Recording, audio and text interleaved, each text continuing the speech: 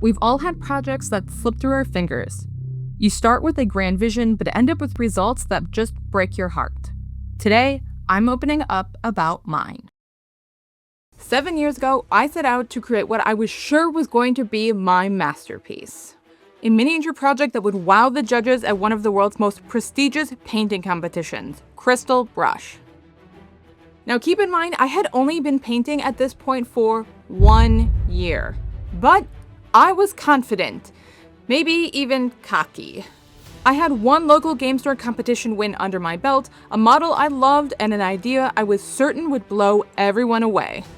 This project was going to have it all: sculpting, kit bashing, painting, and an epic story.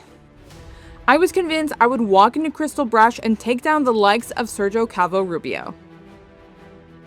Spoiler, that didn't happen. Instead, I realized I was in way over my head. The competition got canceled, the project got put in a box, and this project became one of my most embarrassing miniature painting moments. But today, I'm finally ready to revisit her. Not to win, but to finish what I started.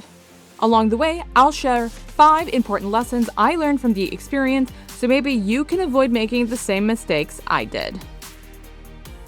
Before we continue, let me know down in the comments, what is your most embarrassing miniature painting story?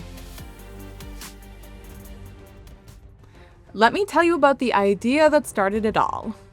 I wanted to create a diorama of Medusa, holding the head of Perseus with his mirrored shield strapped to her back. Cool, right?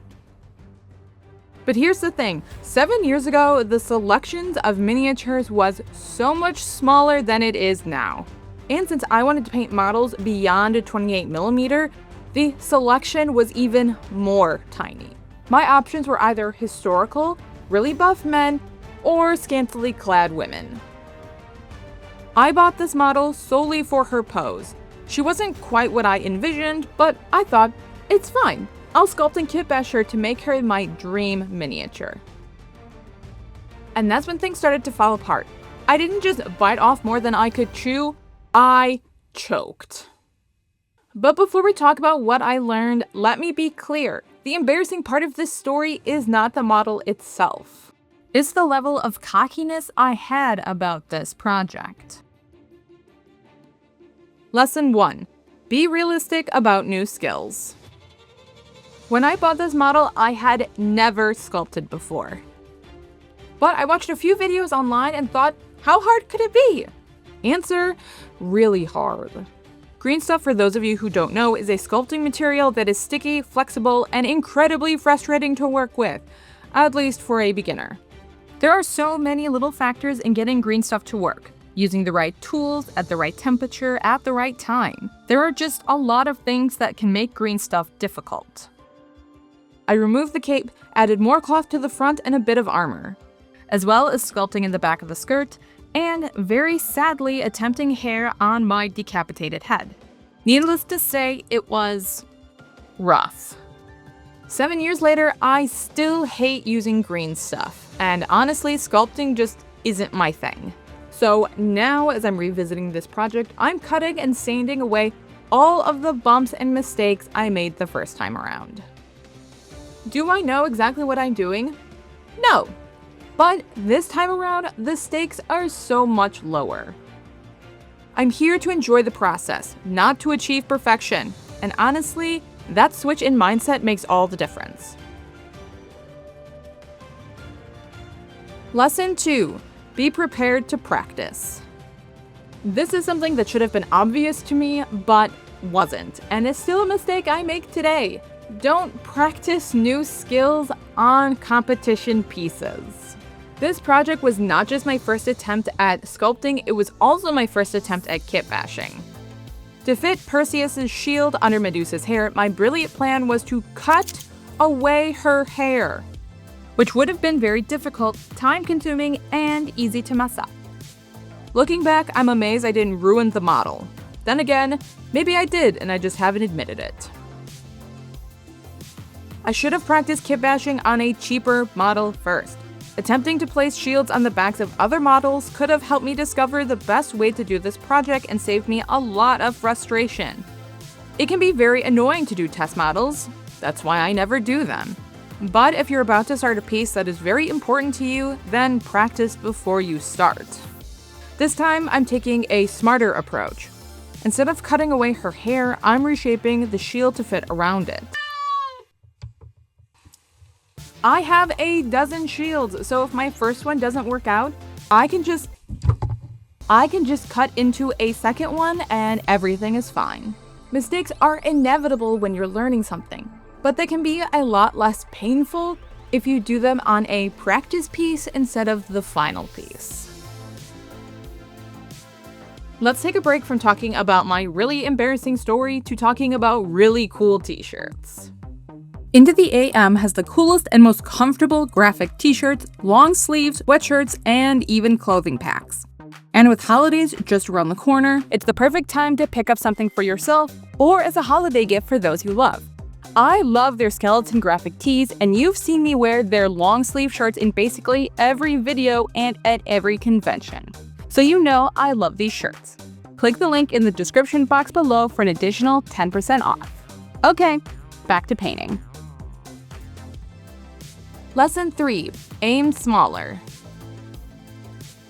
Let's talk about expectations. When I started this project, I honestly believed I could win Crystal Brush. Never mind that I only had one local game store win under my belt and several losses. Never mind that Crystal Brush was like the Olympics of miniature painting. I was sure I would crush it. Looking back, my confidence was ambitious. But setting unrealistic goals is a surefire way to ruin your joy of the hobby. Set realistic goals for your skill level. Try aiming slightly outside your comfort zone. If you've just learned layering, try completing a model with perfect layering. And after that, then try glazing. If you've taken 4th place in a local competition, aim for 3rd, not 1st. Progress happens in steps, not leaps. My goal for this project right now isn't to win anything. It's to finish the model and be happy with the outcome. While I would love to paint her competition ready, it just isn't in the time budget right now. So I'm aiming for what I can, completion. If that seems low, take a minute and think about how many unfinished miniatures you have. It's probably a lot. Finishing a model to a level you are proud of is a victory in itself. Lesson 4. The value of taking breaks. Taking breaks, even if they're years long, can be the best thing to happen to your project. When I stopped working on this piece after Crystal Brush was canceled, I felt like I had failed. I had dedicated so much time and energy to this piece, and I was incredibly heartbroken to learn it would all be for nothing. But looking back, taking a break gave me the time I needed to improve my skills to actually complete this project in a way I would be happy with. If your project is too big, overwhelming, or has too many new skills, taking a break and coming back to it once you have improved might just be what you need to complete your project. Lesson 5. Celebrate progress, not perfection. Here's the truth. Even a failed project can be valuable. It's easy to get caught up in perfectionism, but the real reward is the progress you make along the way. Revisiting this model has been like opening a time capsule. When I look at the sculpting and paint job I did 7 years ago, I see someone who was still figuring things out, but was proud of their work. There was no way a Crystal Brush win was hiding in this project, but that's okay. I look at this project as a marker of how far I've come, and how much the industry has changed. In today's world of 3D printing, finding the perfect Medusa model would hardly be challenging. That's so cool. As for skills, the changes aren't drastic overnight. Improvement in this hobby is slow and sometimes unnoticeable. I have improved so much over the past 7 years, but I couldn't point out when or why it happened. But when you compare your work over time, it's incredible to see the difference. Painting this model to completion is being so much more fun than when I was painting it to win. I would love to have the time to spend hours and hours on her. But instead, I'm celebrating my progress. This model won't be perfect, but it will be done. And that is a great victory when before she was just sitting in a box. 7 years ago, I set out to create a masterpiece, but actually, I learned a humbling lesson on overconfidence. I know that 7 years ago, Lyla would be so impressed with the model that I've created that I just whipped up painting for fun. Although she would also be really embarrassed that I'm sharing this story. Honestly, now that she's done, you can hardly tell the sculpting that I did. It looks pretty dang good for having never sculpted before. It just required the eye that I have now to see all of the little mistakes and really pull what this project could be out of the mess that I had created. It is my hope that sharing this embarrassing story about my miniature painting journey will help inspire you to keep going. Maybe you laugh at me, or maybe you find it really relatable.